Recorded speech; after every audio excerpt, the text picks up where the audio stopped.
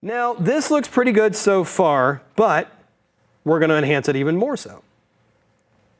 First thing is we're going to add a layer style to it. Just like we did with the other big ring flare, I'm going to go in here and add an outer glow to this. But this time I want it to be a warm color. Remember I said I wanted the coolness around her, but I want the warm light coming from the conjuring in her hand. So I'm going to make this red.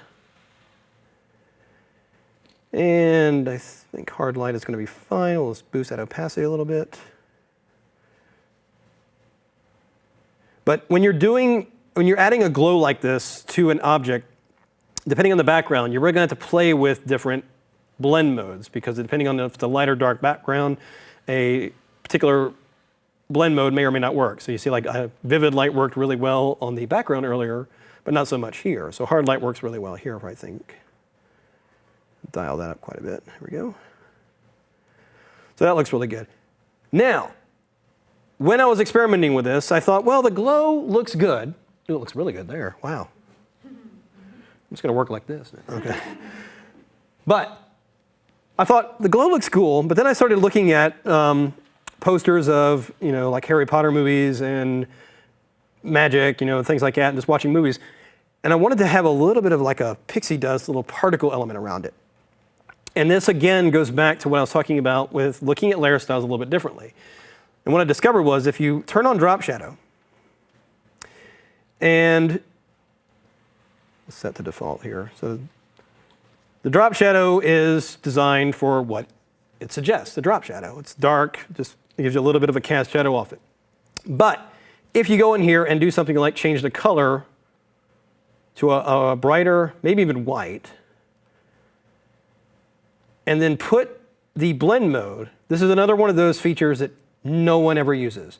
It's the blend mode dissolve. And what dissolve does is it gives you, depending on the density of it, it gives you this little particle effect around the subject, around the element there.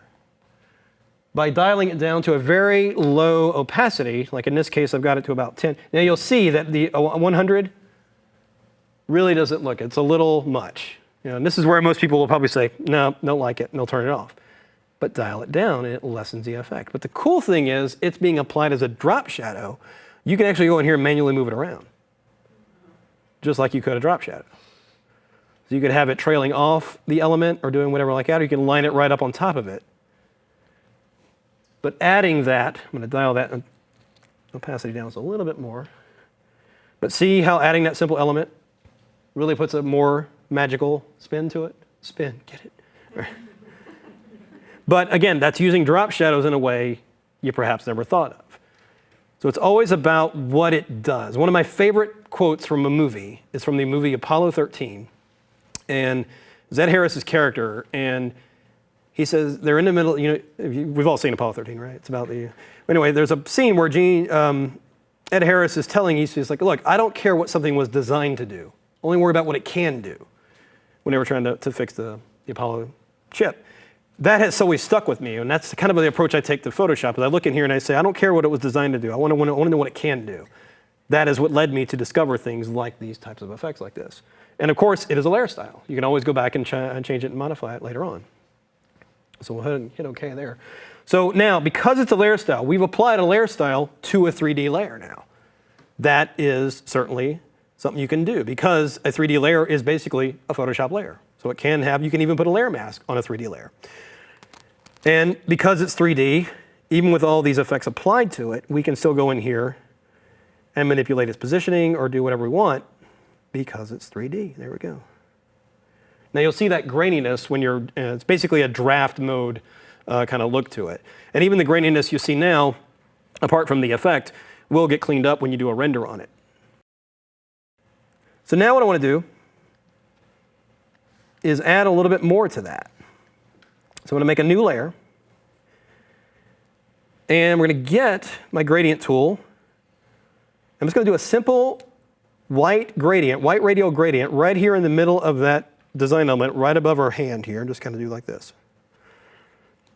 And I want to use that same layer style, that same red glow with the particles on this layer as well. So I'm going to hold down the Option key once again, grab that effects icon and drag it to that layer. There we go.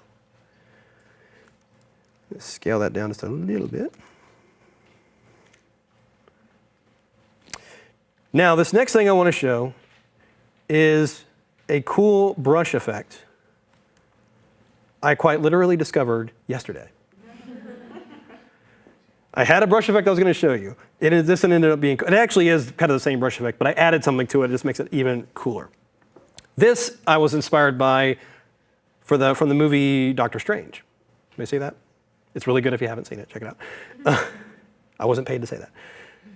Anyway, what I want to do here is create a new layer. Now, in addition to what I said about building my elements in separate layers and bringing them in, I always try to, as much as I can, put each effect on its own layer within the main document here. So I could probably add what I'm about to do to the layer that contains the flare here, but I don't want to. I may want to adjust that flare, change it later. So I'm going to go ahead and put this element on its own layer. But this is really cool. At least I think it is. So I'm going to go in here and get a brush. And we're going to use a brush that I created. This one right here, there it is. So this was actually a kind of particle brush I created, which again, I'll make available. This was actually, I used it to create a snow effect. And it actually works really well. You can see it just kind of, this isn't a winter scene, so that's no good. But the point is, I had the brush made for a particular effect. Why not take something you've already created and take it a step further, see what you can do with it. So go into my brush options with that very brush selected, and I'm going to turn off all the features that I've applied to it. And I'm going to bring the spacing in a little bit. But I'm going to go in here into this now here and flatten the brush. And it kind of gives me this, it just basically squashes the brush. It was more of a rounded effect, but now it's just kind of squashing it down. But I'm also going to go in here into the shape dynamics. And I'm just going to dial this. Well, no, it's still got all these turned on. Let's assume all these are off. We're going to take the angle jitter and dial it up just a little bit so we get a little bit of rotation in there. You can subtly see, can you see that? This preview window is supposed to give you a little preview of what's going on here, but I'll just kind of zoom it in here.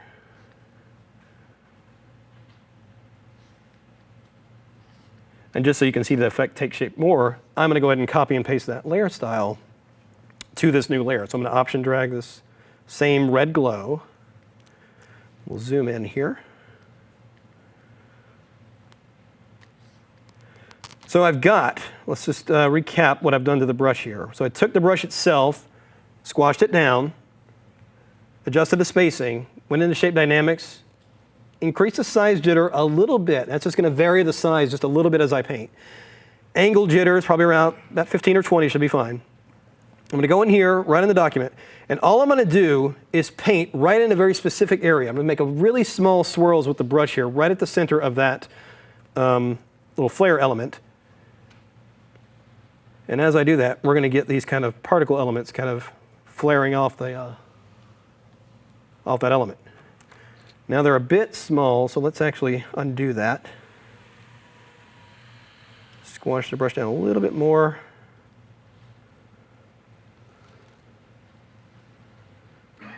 And let's take that size. There we go.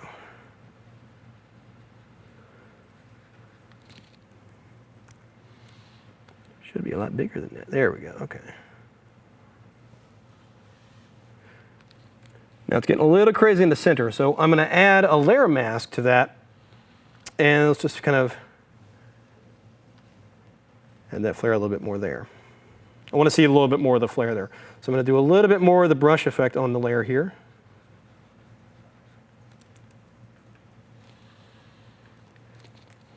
So it really gives a sense that there's some real electric things happening. There's, some real activity and movement there. But I'm going to enhance that a little bit more by getting my elliptical marquee selection tool here. And let's just go right to the center of that flare. I'm going to hold down Option and Shift and drag out. And that's going to give me a circular selection around that element. I'm going to go to Filter, Blur, and do a radial blur. And we're going to do it zoom at about 10 is fine. Let's go and do that.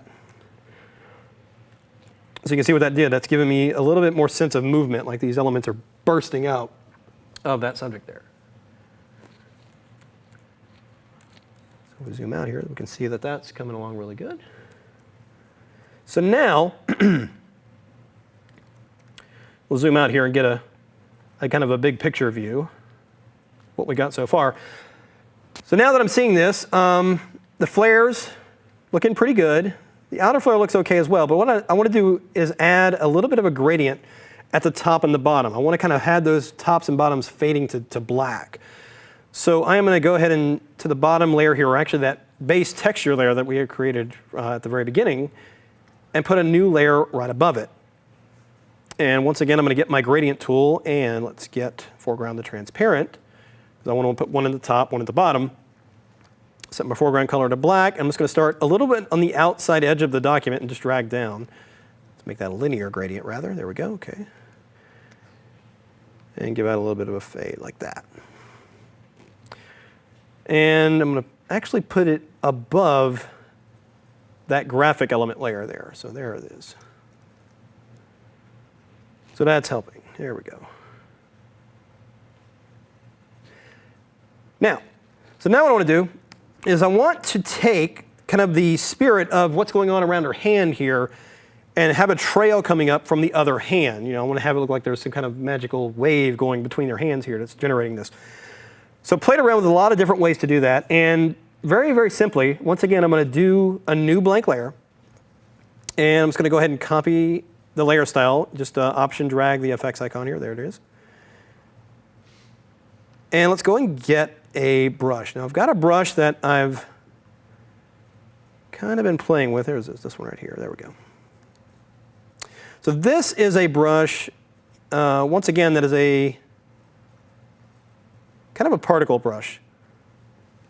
It was really kind of like an ink splat that I had created the brush out of. And it's once again using it in a little bit different way. It's a little bit dense, more dense than the particle one I just was using on the flare element. But I'm going to do the same thing I did a moment ago. I'm going to take this brush and squash it down. And I have to take a couple of steps back because I'm using the wrong tool. I do want to use a brush, but I want to use a different tool. And this is another cool effect. This is another one of those things where using it in a way that wasn't necessarily designed for. It was in a way, but not really. Go in here and use the smudge tool. Now, the smudge tool is exactly what you might think. It allows you to smudge pixels around. It's almost creating almost like a finger painting effect. What I want to do here is I've squashed the brush down, and get my spacing, and let's go into shape dynamics, give it a little bit of a turn. And I'm also setting the control right here to direction. So wherever direction I go with it, it's going to kind of adjust its direction of the brush as I paint. Now, set my foreground color to white. So I've got the brush set up. We're using the smudge tool, and we've got the layer with the layer styling on it. The critical thing here is, with the smudge tool, is up here in the options bar. We've got the brush selected, as I said. We're going to set the strength to 99%. Why 99? Because I don't like three numbers. No. I don't know why. This is actually the number that works perfectly. And the funny thing is, if you go a little bit lower, if you even drop it to 95, it drastically changes the effect. 100% is too much. I know that's a large degree from 99 to 100%. I don't know why, but this is just how it really works for me. So 99%, and you see you've got a finger painting setting over here. Make sure that is checked on. And that works, again, quite literally as you might think. In a sense, you know, real finger painting, you take a little bit of paint, you lay it down, you smudge around with your finger. Same sense here, although it's a lot less messier, because you're laying down pixels and you're just using that tool to smudge them around. So if I go right next to the subject here and just paint once, I'm laying down the pixels, but now I'm smearing it, and it's giving me this mystical wave effect. So again, all I'm doing is just dabbing once, it lays down the pixels, and when you don't release your mouse, and just drag around, and it creates it. And I'm going a little crazy with it here. That was for demonstration purposes. But I'm going to go right up here. I'm going to have this emanating from her upper hand here. And I'm just going to dab a few times. Now again, dab, just tapping or clicking once will lay down a few pixels, and it's using that scattering setting right here. So I'm just going to do that a couple of times here, just to kind of create a little bit of an effect in her hand. And I want to have that effect trailing out. So it's going to click again once and then drag it down. And I haven't released yet, but I'm just smearing that effect around. And I want to have it coming down and just kind of getting around to her hand there. Now when you want to suspend the finger painting effect without actually going up here and checking it off, just hold down the Option key and it will just give you the smudge tool, so you can actually go in here and just smudge it around. Then when you release Option, you can lay down pixels again and just start adding the effect there. So I'm going to hold down Option again, and you can just kind of, in a sense, sculpt or carve the effect in the direction you want to go. I want to make this a little bit more subtle. But that's all it is there. One thing I discovered though, and even though I come from a traditional background of being an artist, you think you'd get used to making a stroke and living with it. I never can. But what I do, if you paint this effect and you like it, but it's not really in a position you want it to be, here's a little trick. Once it's done, press Command or Control T, and then right click on it and then choose Warp.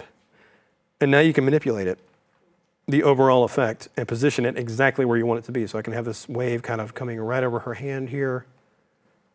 So you're not simultaneously wrestling with achieving the effect and its positioning. You can get the effect the way you want it and then manipulate it into its position.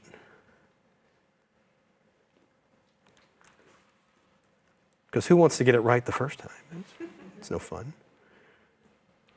So that looks pretty cool there. I may even dial the layer opacity down just a little bit. But yet again, you can see how simple brush effects, all these elements we've created from scratch. We've got flares and brushes and all these particle effects and everything like that. The only photos in here are the subject and the background texture. So that looks really cool. All right. So now what I want to do is we're going to venture into dangerous territory. Because I've talked about how I like to keep all the elements on their own layers. But to achieve this next effect, I'm going to have to paint directly on the subject layer. Because what I want to do is, given the position of these flare elements, you'd expect the light. Now we did illuminate her hair. It does look like there's a glow coming from the blue light onto her hair. But when it would hit the edge here, we would see a lot of intensity right on the edge of the subject here for that light effect. We'll add that in just a moment. What I would want to do is create a new layer. I want to enhance the red glow here in the center because it's just not glowing enough. But what I am going to do here, let me do this real quick.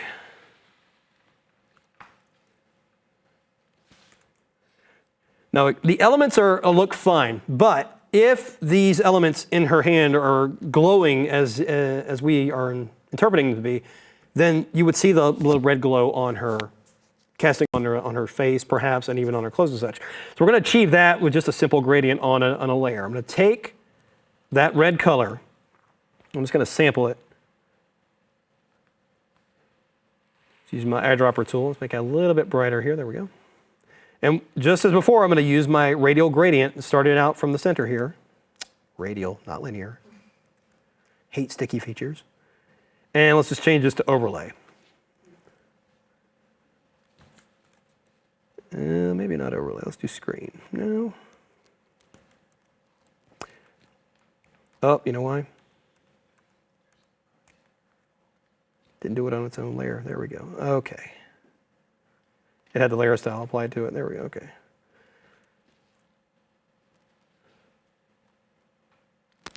So now I've just a simple gradient in overlay mode.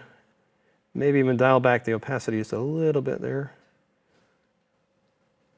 But that puts a glow around the elements, making it blend a little bit better. Maybe dial that layer opacity down. All right, so I can adjust that a little bit. Let's actually do that same thing while we're on that layer. Let's just do the same thing up here at the hand. A little bit of a glow there. And another cool trick I want to show you, and I'm just noticing this because of the wavy element here. It's a little too intense up here. When you're doing these wave effects and such with the tools, one thing you can do is, if it's too intense, go to the layer itself and command click on the layer and loads it as an active selection. You can see as the marching ants right there. Then go to the select menu and do inverse, and then just hit delete once or twice. And that's going, now in this case it did it to extreme, but it will actually lessen the effect. It won't lose your original effect, but it actually makes it a little less dense in there. So that works. All right. So back to this edge thing. As I said, we're going to go in here and work directly on the subject. So I'm going to go to the layer that contains the extracted subject. This is where it comes into play that the extracted subject, or extracted subject, is important.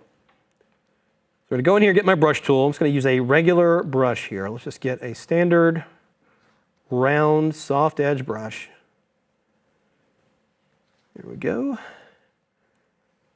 No settings. I am going to add a transfer setting because I want to use pressure sensitivity. It's not critical. I am using a tablet.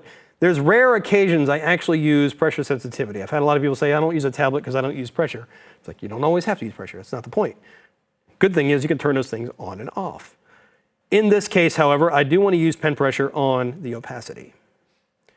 So it will respond how hard I press and how much pixels are laid down. So set my foreground color to a bright blue. Maybe use that same bright blue I used earlier, perhaps. Maybe make it a little bit brighter. There we go. Now, as I said, we're going to be painting directly on the subject to get this effect. So we're going to change the blend mode of the brush, not the layer this time. So up here in the options bar, I'm just going to simply change this to overlay. And it's going to have that overlay effect where I paint on the subject. So I'm going to go right on the edge here where this flare is getting right on the edge of the subject. And if I just dab a few times, that overlay effect is going to, oh, let's undo that. I'm undoing it because I want to isolate the effect to just the subject. It was also adding it to the background just in. So we're going to go up here in the layers panel and lock the transparency. So now it will only affect the visible pixels on the layer. So if I go in here and dab now, I'm getting that more intense light effect on the edge of my subject. And it's not affecting the background there. So if I go here, and the reason why you have to do this on the layer itself is that it's interacting with the original pixels, this overlay effect. And by building it, I'm dabbing it, I'm dabbing it, it's building it up and basically altering the looks of those pixels. So you see if I dab more and more and more, see how the edges are, or the details coming out a little bit more on the subject there? And even on the hair, if I want to get more intensity on the hair in the areas that are closest, that's a little too much. In the areas that are closest to the flare, you can once again intensify that a little bit more. There we go.